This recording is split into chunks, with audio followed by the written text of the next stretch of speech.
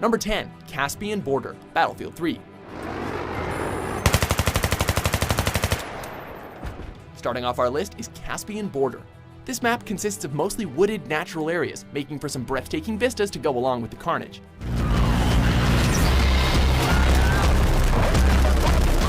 It's an extremely vehicle-heavy map, and as we all know, vehicular combat can produce some amazing and eye-popping results.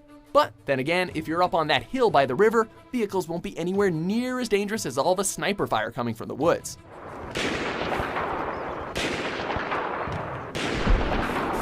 If you're really lucky, you might catch that big antenna crashing down on the border fence, but you'll probably be too concerned with not dying to see it.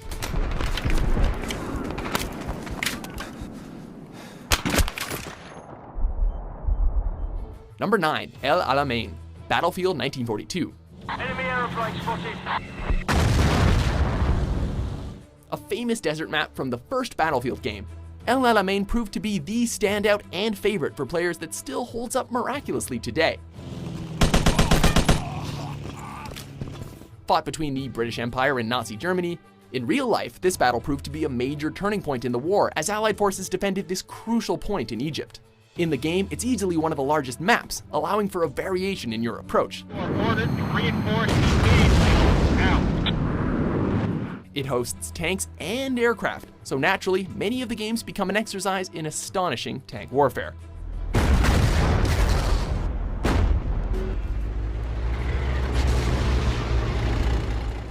Number 8, Operation Metro, Battlefield 3.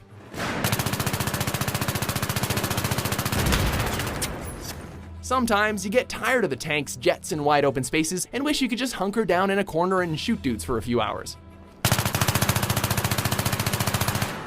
While this itch is certainly scratched in Operation Locker from Battlefield 4, everyone knows that Operation Metro in Battlefield 3 is the true grindfest of choice.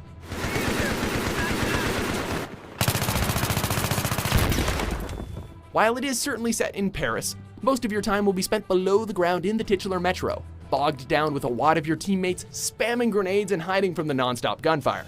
If you need a good place to level up that new machine gun, find yourself a good corner and try not to get blown up.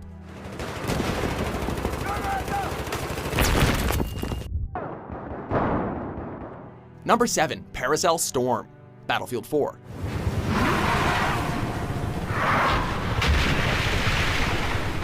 Battlefield 4 touted its fancy new water effects when it came out, and Paracel Storm was probably the best place to experience them. Objective Charlie is now lost.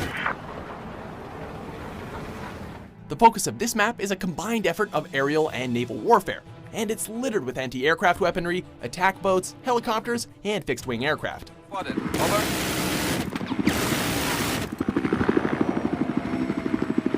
It's cluttered fun, but perhaps most notable is the tropical storm that rages through about halfway through the match, causing violent winds to whip through the islands and sickeningly large waves offshore.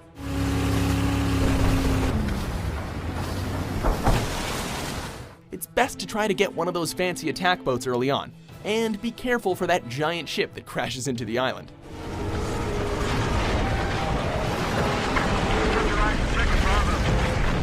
Number 6, Gulf of Oman, Battlefield 2.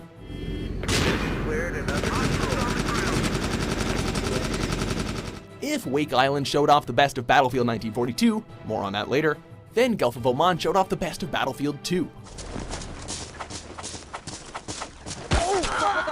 The best part about this map, especially for those who were loading it up for the first time, was that the US forces deployed from an aircraft carrier just offshore, really giving you the sense of a full-on invasion. Enemy troops identified. Do you copy? On second thought though, nah, the really best part was all the toys they gave you to play with in this huge map. Pretty much every vehicle in the game makes an appearance here. Unsurprisingly, the map was updated for appearances in both Battlefield 3 and 4, and I suppose you don't need any more convincing than that.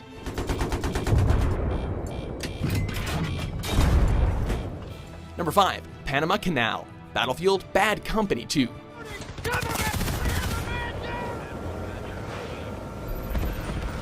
Panama Canal sees the United States facing off against the Russian army, and what makes this map so notable is that it has the largest number of conquest bases throughout the entire game, meaning that its breadth and scope is something to behold.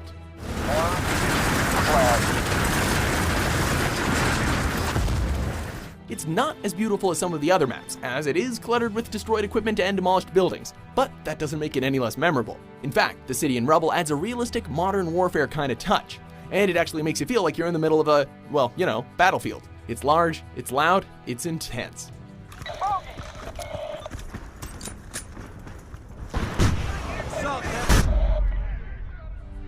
Number 4, Strike at Karkand, Battlefield 2.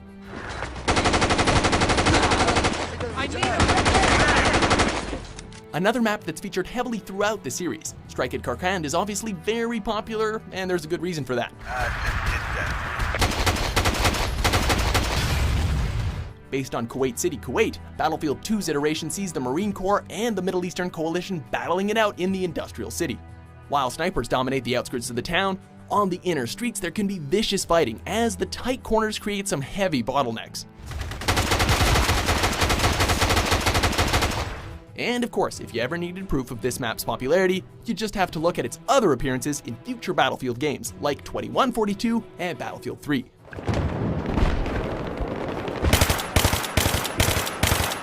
Number 3, Siege of Shanghai, Battlefield 4. Complain all you want about how broken Battlefield 4 was at launch, but there's no denying that the game came with some really kick-ass maps. As the map that was displayed in the beta, Shanghai does one thing the best: verticality. Be advised, Objective Charlie is now under our control. Sure, there are boats and tanks and all that, but it's that big tower in the middle that creates the most organic fun. And while it is tempting, please do not go all Levolution on everyone and destroy that tower.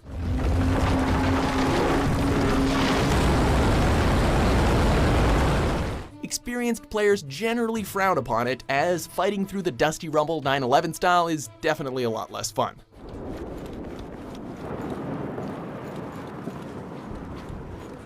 Number 2, Grand Bazaar, Battlefield 3.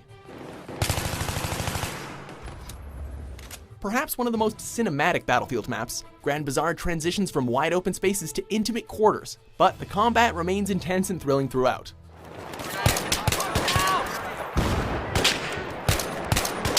While it is easy to get bogged down fighting over that central alleyway, circling the blocks with an LAV is also an extremely viable option for those that don't like to spend their time playing tennis with grenades. Those looking for a Battlefield 3 map with tense small arms combat and just a light sprinkling of vehicles will find plenty to work with in the Bazaar.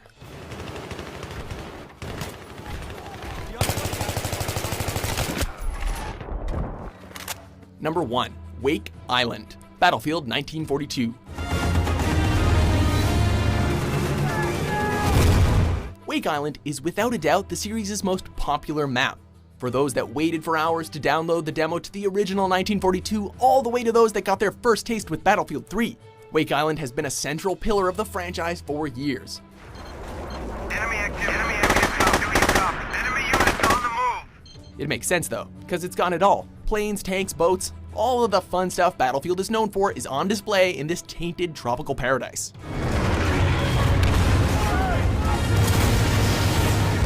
Fun fact, the actual Wake Island, the site of a real-world battle in World War II, is actually shaped almost the exact same way as it is in the in-game map.